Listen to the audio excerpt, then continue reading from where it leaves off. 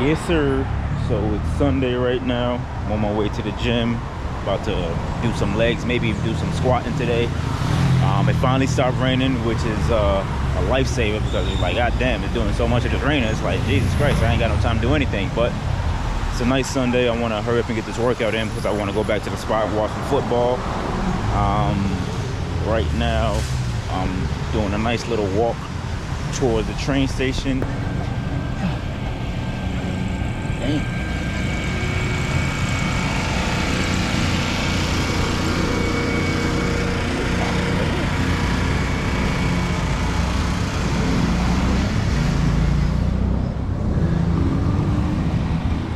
Yeah, so I noticed that they do cut off one side of the street over here in this neighborhood similar to Sabaneta, which is actually pretty cool every Sunday. So they allow people to, do some jogging and just walk in the middle of the street and not have to worry about being hit by a car whenever they do try to walk in the street. So that's actually pretty cool. But I'll see you guys when I head over to the gym.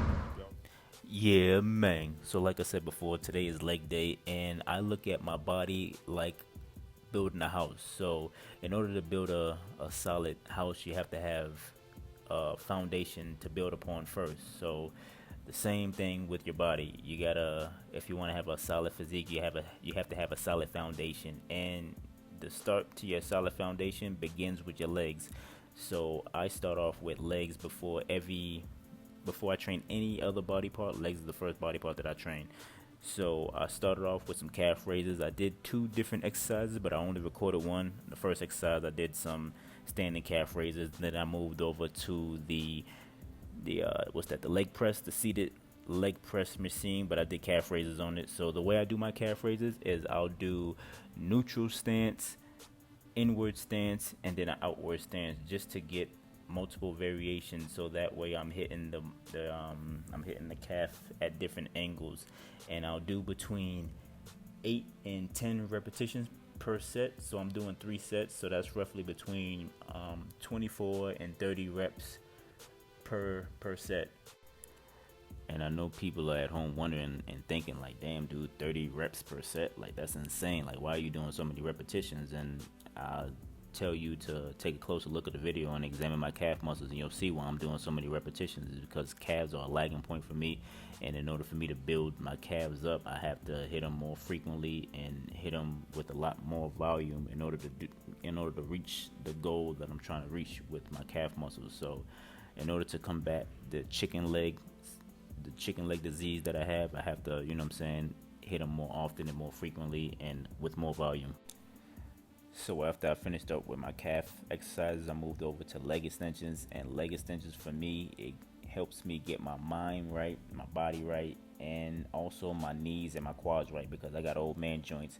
And it's critical for me to warm up because, back in the day, I used to just jump on to whatever primary movement I was doing for whatever body part it was and just go all out. But nowadays, I realize the importance of warming up and how it can affect your workout. So warming up is critical for me in that sense. So I did between 4 and 5 sets on the leg extensions, between 15, 20 repetitions. I like to start off going slow tempo, and as I'm getting out more reps, I'll increase the tempo from slow to medium to fast, and I'll do that for each set, and of course increasing the weight as I go along as well. So I got my calves done, I got my quads done, I'm pretty warm, and I wanted to hit the squat rack after I finished up with my leg extensions, but unfortunately the squat rack was occupied. And that's one thing about the gym that's a little bit of a con, is that it's relatively, well, it's not relative, it is small. It's a small gym, and they're limited with the amount of equipment that they have. So they only have like one squat rack, and it's usually always occupied.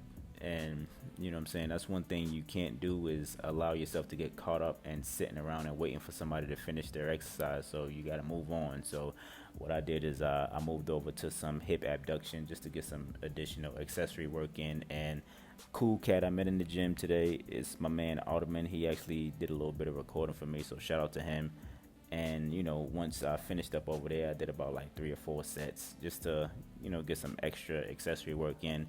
Finished up over there, and voila, fortunately the squat rack was unoccupied, and I started to get my money in. You know, I started off with the bar. I just did about like 10 reps of those.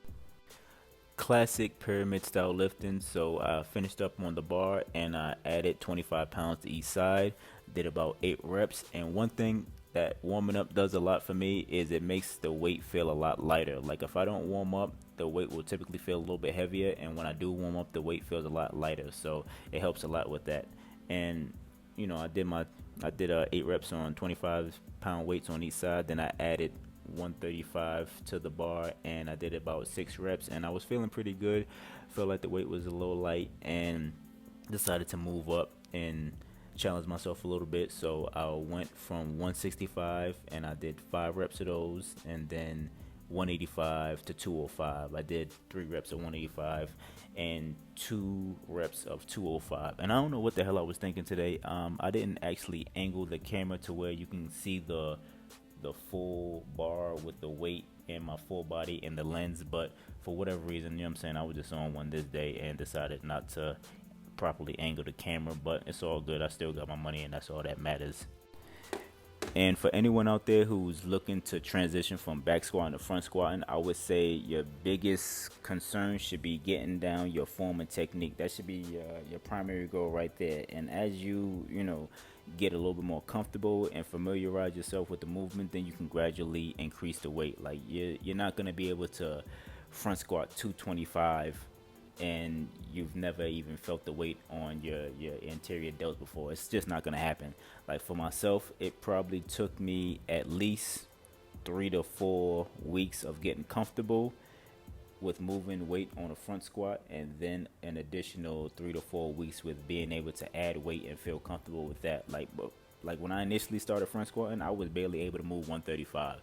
So it's extremely humbling, but as long as you're consistent and you're putting in the time and the effort and you're getting your form and technique down, you'll be good money over after you know what I'm saying, like a month of consistently front squatting. Before you know it, you'll be able to do it proficiently and you know what I'm saying, look good doing it at the same damn time. Because that's one thing about myself, I don't want to look stupid doing some things that I ain't familiar with doing. So I prefer to just start off slow, work my way up, and you know what I'm saying, master it that way, as opposed to just trying to jump into doing something that I'm not accustomed to doing and looking like a damn fool.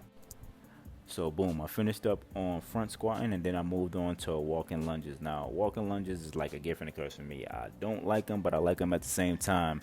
I don't like them because they're hard as hell, but I do like them because they gave me a lot of great results over the years of me doing them.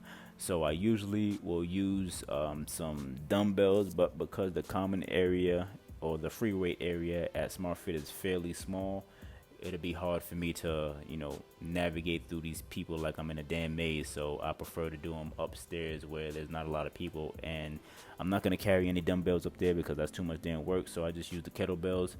They're like 40. The kettlebells I use were 40 pounds, and I'll do my lunges 3 sets, 24 reps per set, and that's basically it. So I did those, and I moved over to some hamstring movements, just some light hamstring movements. I didn't want to go all out because at this time I'm pretty much taxed and I'm just ready to go home and eat something.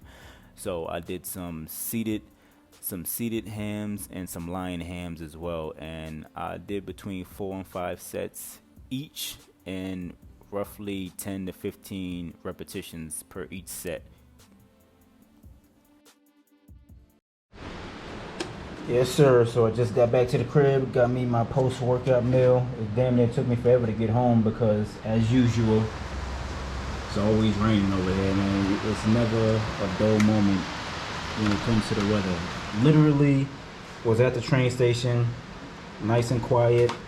Next thing you know, it started downpouring. Had to wait over there for a few minutes before I could leave, and I had to wait, and now my food is cold as hell. I gotta warm it up.